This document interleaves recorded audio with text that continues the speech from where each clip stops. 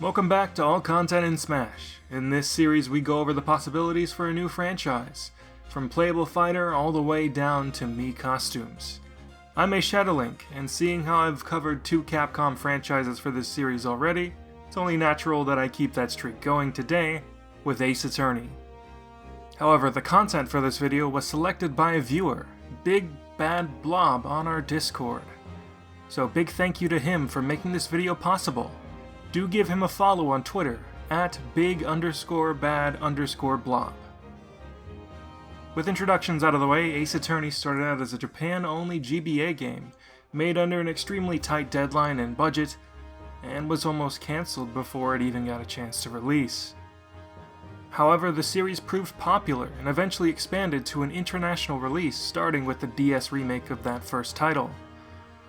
Since then, the series has seen 6 mainline titles, 5 spin-offs including a crossover with the widely popular Professor Layton series, an anime adaptation, a film adaptation, and much more. Despite low overall sales compared to the amount of games in the series, Capcom continues to push it, and it remains popular in Japan with a cult following in America.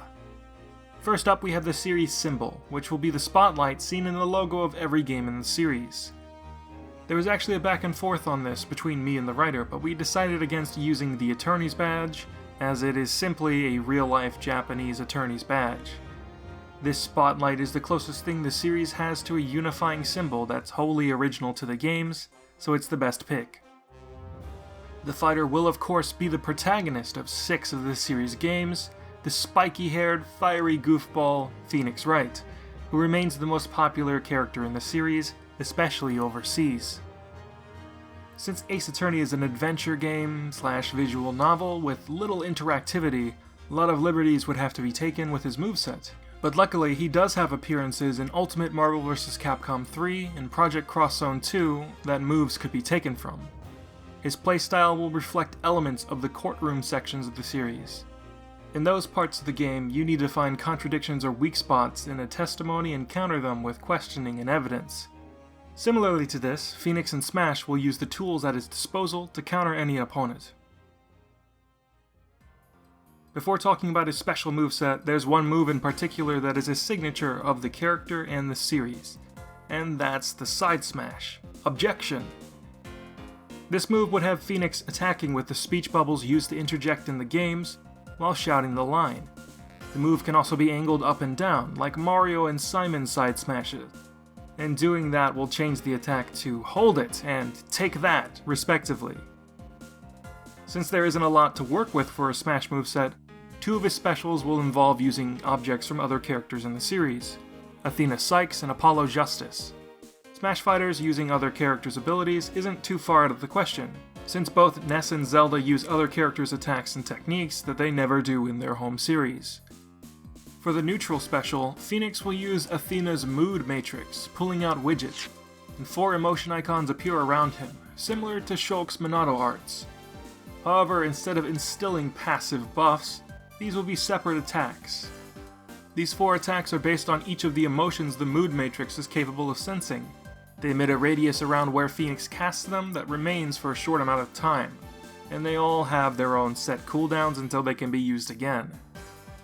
The first attack is Happiness, which will conjure a healing field, restoring both Phoenix's health and the health of anyone around him. This attack has the longest cooldown.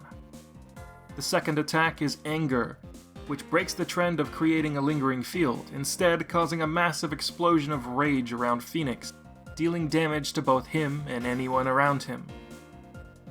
The third attack is Sadness, which will emit a field that decreases enemy speed but increases attack.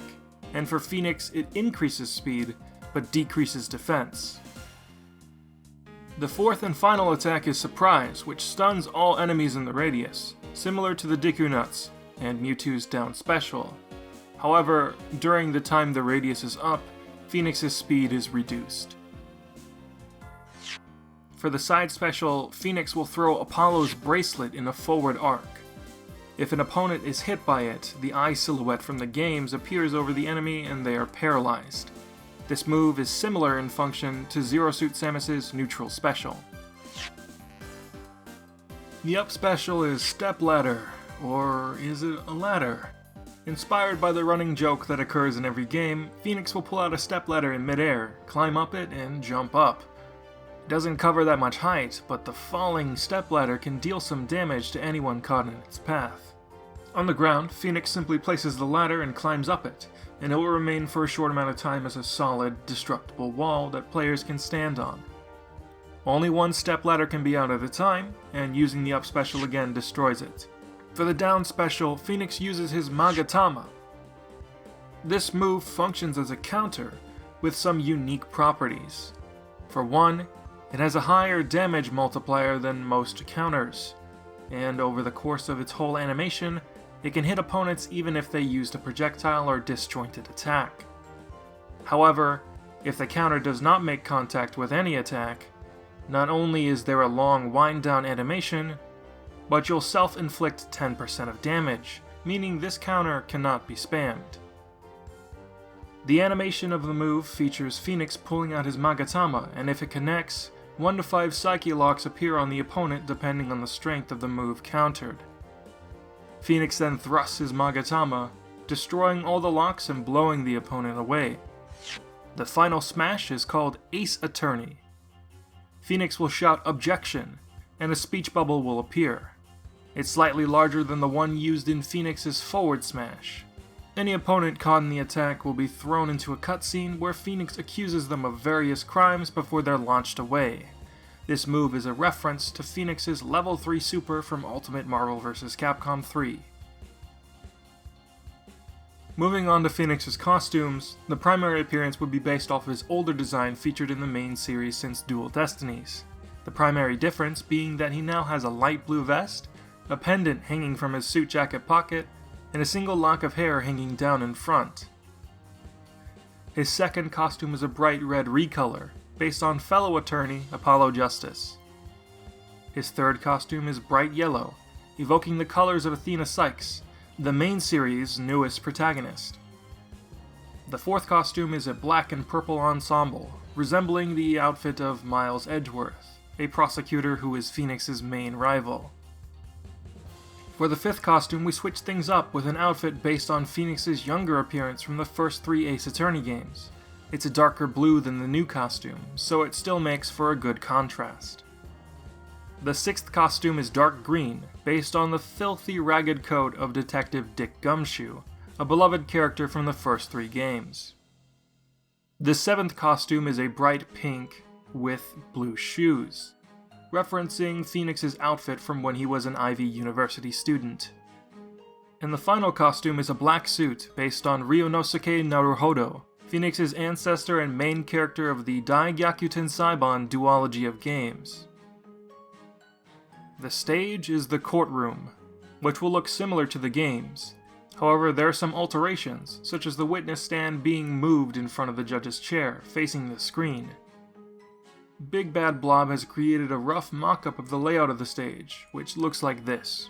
Similar to the other DLC stages, there would be stage cameos, and moving the witness stand would facilitate being able to see those characters. The characters would appear behind the defense and prosecution's benches, and behind the witness stand, and would change whenever the stage is loaded. The only character who would remain the same is the judge, who sits idly in the back at the judge's stand. The character will be acting out a trial, sometimes reacting to the fighting taking place, and occasionally they will make exclamations that act as stage hazards. The defense can exclaim, "Objection!" "Hold it!" "Take that!" or "Gotcha!" if Apollo is the defense. And the prosecution can exclaim, "Objection!" "Eureka!" if Edgeworth is the prosecutor, "Silence!" if Blackwell is the prosecutor, or Satora if Sadmati is in the prosecutor's bench.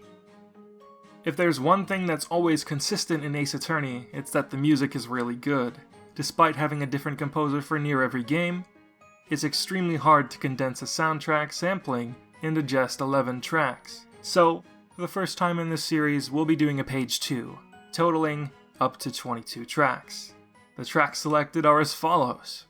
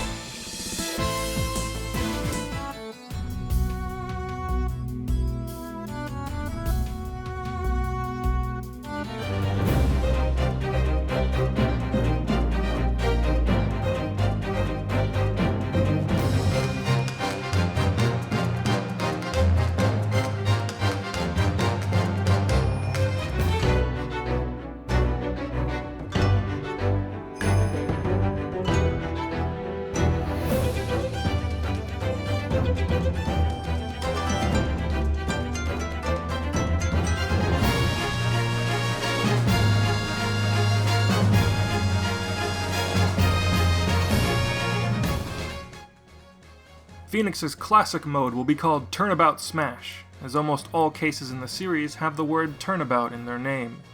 Considering that there are 6 mainline Ace Attorney games and 6 stages in classic mode, we can have each one represent a game in the series.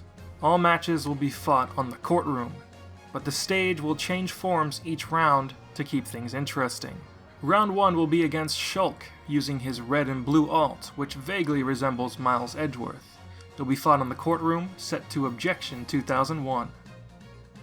Round 2 will have the courtroom change to its Omega form, and feature a battle against the Black Zero Suit Samus, representing Franziska von Karma, set to Objection 2002. Round 3 is a battle with Cyan Captain Falcon on the courtroom's battlefield form. The background music will be Objection 2004. Round 4 is a new chapter of Trials. You face off against a Mii brawler wearing the Verity wig and butler outfit on the courtroom, now returned to normal. This fight represents Apollo's courtroom battles with Clavier Gavin, and as such, the theme playing will be the sick Pursuit theme from Apollo Justice, Pursuit Must Corner. Round 5 is up against Black Ryu and a Black Falco on the courtroom Omega form. This represents Simon Blackwell and his Hawk Taka, and it will be fought to Phoenix Wright Objection 2013, a remix of Objection 2004 featured in Dual Destinies. For the 6th round, the courtroom will be in its battlefield form. The fight will be against Palutena using her first ult, representing Nayura Sadmati, who is the androgynous prosecutor of the 6th and currently final mainline Ace Attorney game, Spirit of Justice. The music playing will be Pursuit, Cornering Together. And for the final round, what better final boss is there for a series about people pointing fingers at each other than a giant hand pointing fingers at them? Master Hand. He'll be fought on the courtroom Omega form to Pursuit Cornered, and if fought on Intensity 7.0 or higher, he'll be joined by Crazy Hand. Finally, it's time for spirits. For a fighter spirit, we have 2, one of each design of Phoenix Wright. Starting off, we have a group of 3 defense attorneys all fought on the courtroom. The first being Apollo Justice, an Ace Attack Spirit. He is represented by Phoenix Wright using his second alt. He will get stronger when he's at high damage, representing a defense attorney's ability to turn around a trial when their back is up against the wall, and will favor side specials. The second spirit is Athena Sykes, an Ace Grab Spirit. The fighters will be Daisy, representing Athena, and a tiny blue Kirby, representing Widget. You will need to defeat Daisy to win, and she will have increased attack power when at high damage. The third and last defense attorney is Mia Fey, who is the legendary support spirit for this DLC. She is represented by Female Robin, and once she is KO'd, a giant purple inkling will tag in, representing her sister Maya Fey channeling her spirit. Like the 2 spirits before, Mia will also have increased attack power when low on health, and her spirit ability will grant this effect when equipped. Moving on to some supporting characters, our next Ace support spirit is Maya Fey, the secondary protagonist of the first 3 games in the series. She'll be represented by a purple inkling, fought on New Donk City, and during the battle she'll be joined by Phoenix and eventually Isabelle in her pink alt, representing her kid cousin Pearl Fey.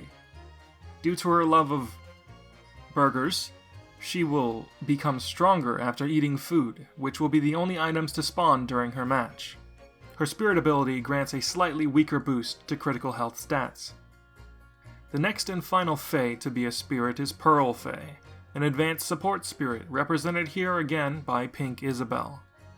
She'll be fought on Suzaku Castle, and after she is KO'd, a giant Pink Isabelle will tag in, referencing the last-ditch effort Pearl makes in her debut case, channeling Mia in order to help win the trial.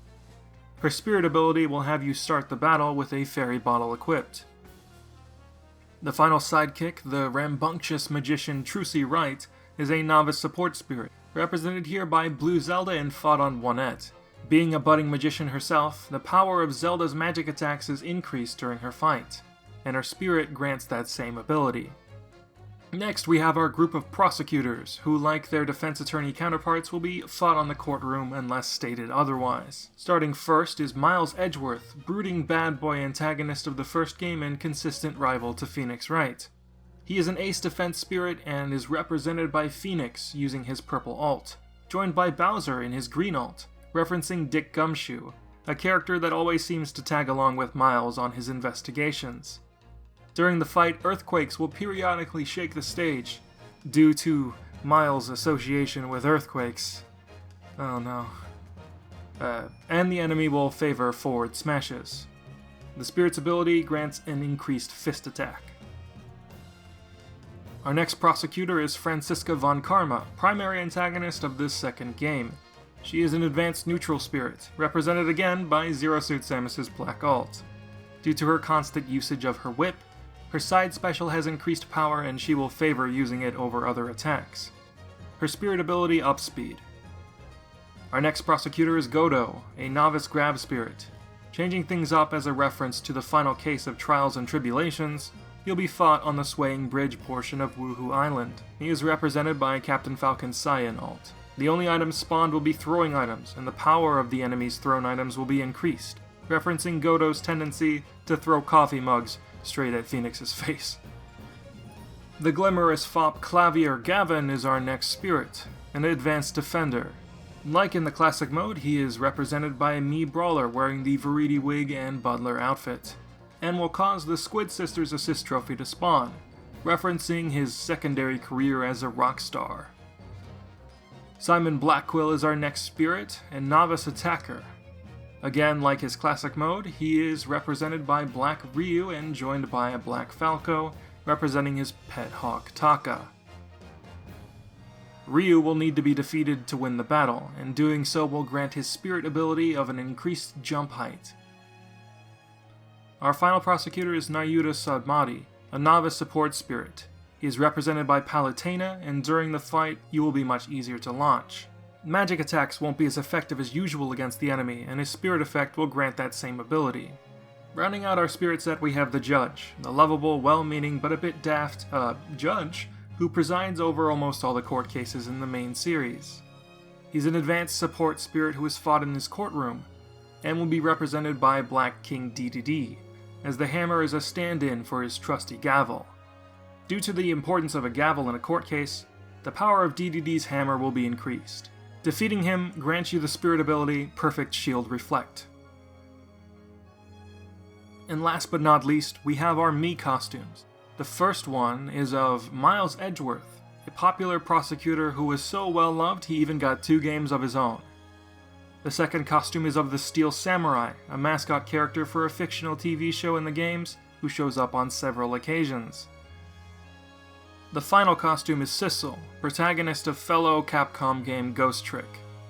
While it's not an Ace Attorney game, it was helmed by Ace Attorney creator Shu Takumi, and shares a lot of the same style. It's a fitting inclusion, and the separation has not stopped Capcom from lumping Ghost Trick in with Ace Attorney before, as Phoenix received an alt based on Sissel in Ultimate Marvel vs. Capcom 3. And there you have it, our take on all possible Ace Attorney content that could be in Smash Ultimate. We hope you enjoyed the video, and send some love to BigBadBlob, as without him this video wouldn't have been possible.